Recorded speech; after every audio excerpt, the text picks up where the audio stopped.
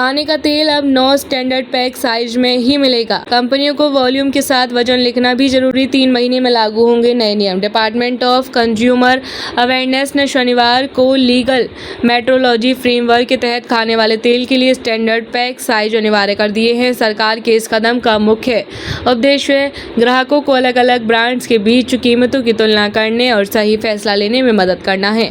इसके लिए विभाग ने नेट क्वांटिटी और स्टैंडर्ड पैक साइज तय करने के लिए स्टैंडर्ड ऑपरेटिंग प्रोसीजर में बदलाव किया है। तेल कंपनियां और इंपोर्ट्स को नए नियमों को अपनाने के लिए 3 महीने का समय दिया गया है। नई एसओपी के तहत अब देश में प्रमुख कुकिंग ऑयल सिर्फ 9 तय स्टैंडर्ड पैक साइज में ही बेचे जा सकेंगे।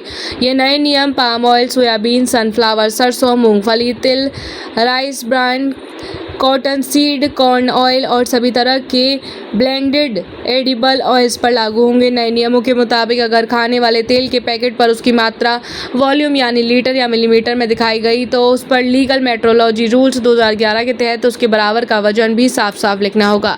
यह नियम देश में बनने वाले और विदेशों से आयात होने वाले दोनों तरह के खाद्य तेलों यानी खाने के तेल पर समान रूप से लागू होगा। बाजार में कम कीमत वाले छोटे पैकेट्स की उपलब्धता लगातार बनी रहे, इसके लिए सरकार ने कुछ छूट भी दी है।